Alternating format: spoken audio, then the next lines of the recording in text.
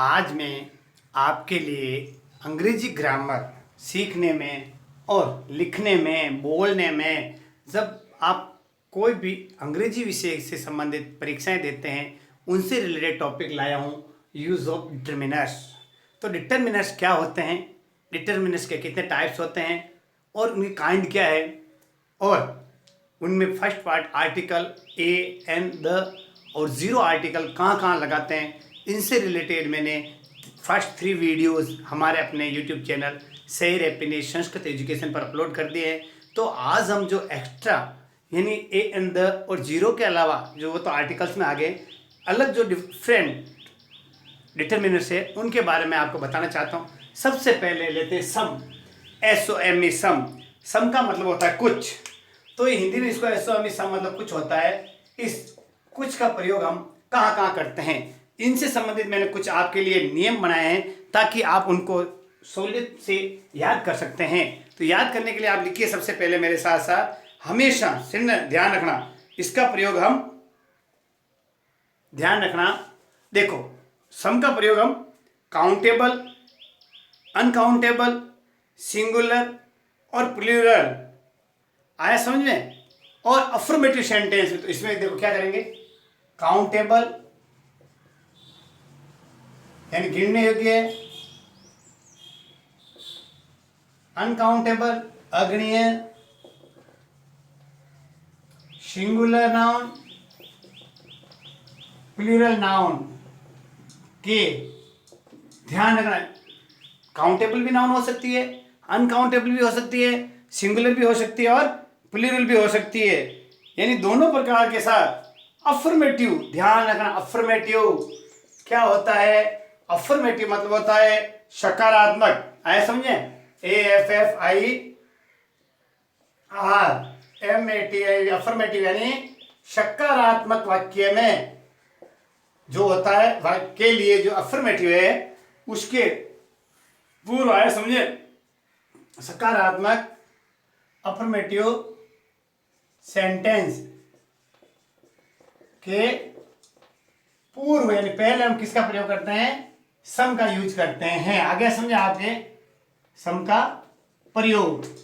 ये पहले नियम ये है कि कोई भी नाउन चाहे काउंटेबल हो, अनकाउंटेबल हो, सिंगुलर हो, चाहे प्लूरल हो, उनके जो रिलेटेड है आपके अफर्मेटिव सेंटेंस है उनके साथ हम सम का यूज करते हैं। जैसे देखो, एक सेंटेंस बताता हूं, खाली जगह boys are playing the year, ये मैं क्वेश्चन ले रहा हूं, खाली जगह boys are playing the year, आप भी लिखिए, ये सेंटेंस है boys are playing the year. तो यहां क्या लिखेंगे, इस सेंटेंस को पूरा करने के लिए आंसर के रूप में हम लिखेंगे सम बॉयज, क्या लिखेंगे, some boys are playing the year. ऐसा देखो, यू वांट, सुनना, you want some advice on this matter, तो क्या बताया मैंने, यू कैसा है,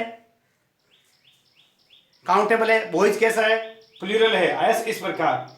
अब मैं बताना चाहता हूं, ये बहुत ही महत्वपूर्ण है, दूसरा रूल्स है इसका, ये फर्स्ट रूल्स मैंने आपको बताया था, अब इसका सेकेंड रूल्स है, ये आप बहुत ही जानकारी के लिए उपयोगी है कि यदि आपके सेंटेंस में और एग्जाम में कोई भी sentence will, would, can, could, please या काइंड से शुरू हो तो उसके साथ हम किसका प्रयोग, सम का प्रयोग। जैसे देखो, लिखिए आप, विल यू,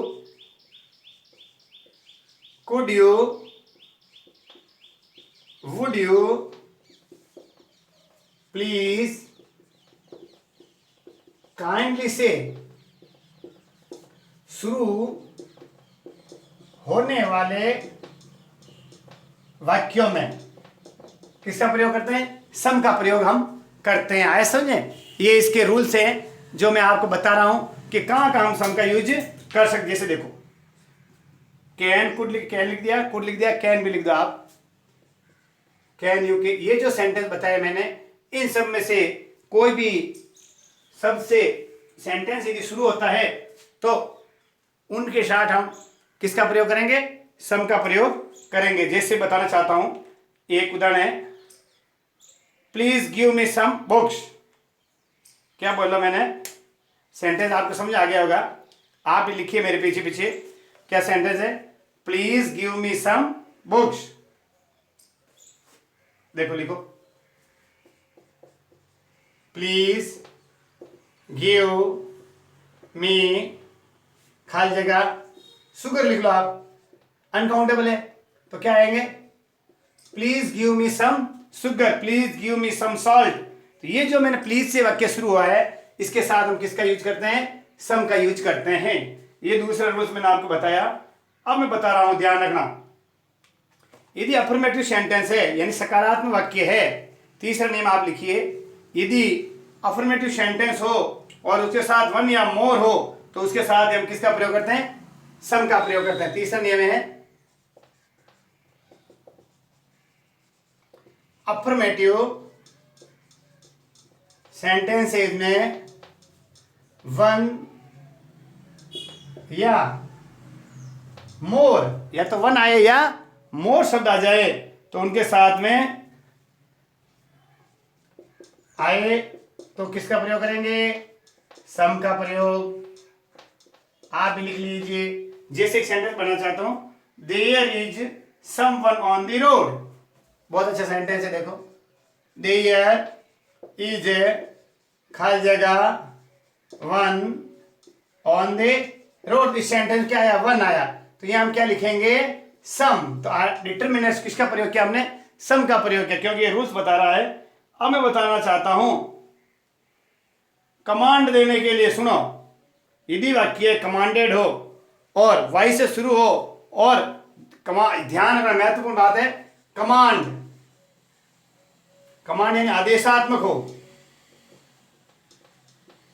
वाई से शुरू हो और साइन ऑफ इंटरोगेशन हो तो किसका प्रयोग करेंगे? सम का प्रयोग करेंगे।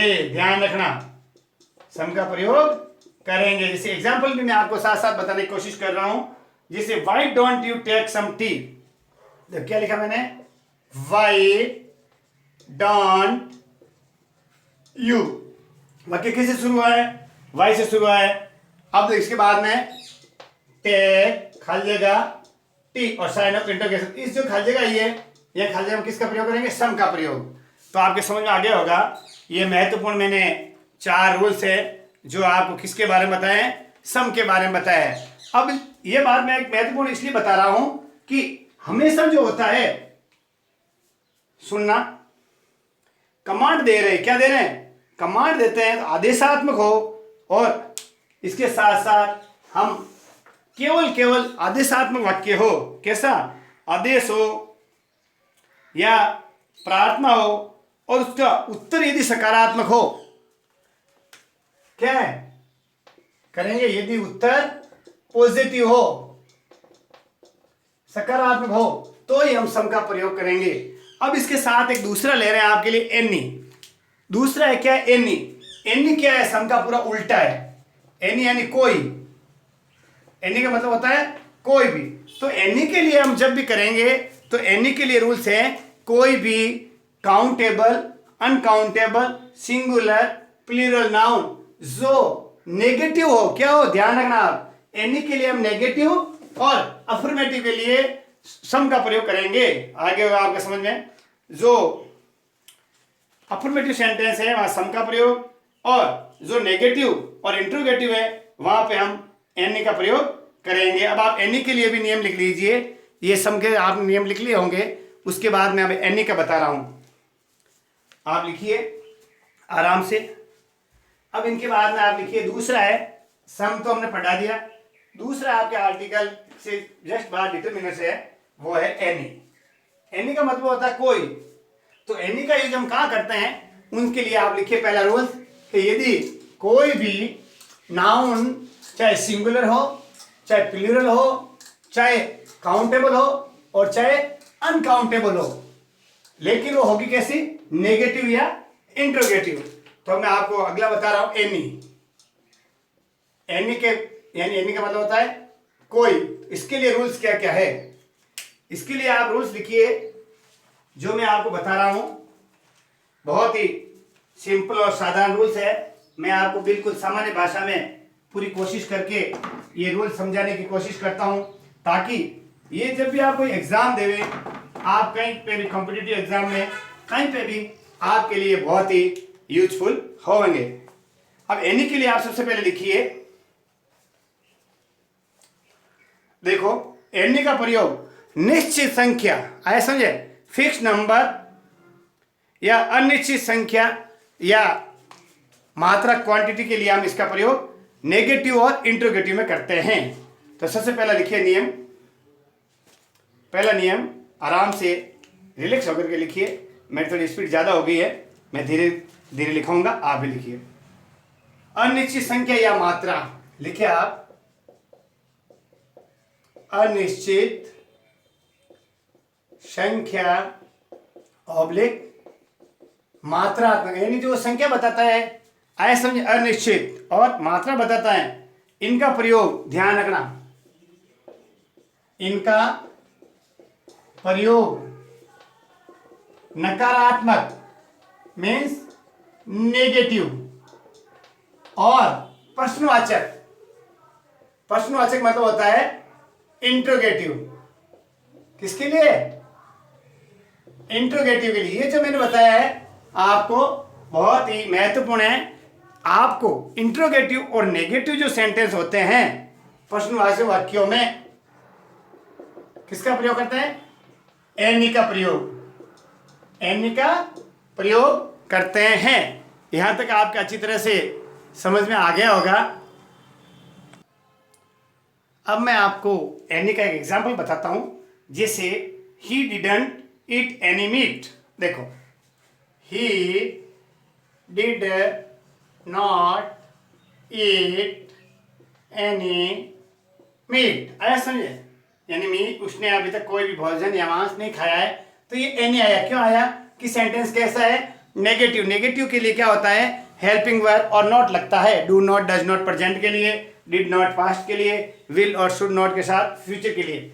ये नेगेटिव, इंट्रोगेटिव, अफर्मेटिव, पॉजिटिव, ये सेंटेंस कैसे हैं, इनकी पहचान कैसे कीजिए? इनसे रिलेटेड वीडियोस आप हमारे यूट्यूब चैनल सैर हैप्पीनेस संस्कृत एजुकेशन पे जाइए, आपको पूरे टेंस और सब प्रकार के सेंटेंस वहां पे मिल जाएंगे। तो अब आगे चलते हैं। पहला नियम था कि नेगेटिव और इंट्रोगेटिव। इंट्रोगेटिव के लिए एग्जाम बनाना चाहता हूं।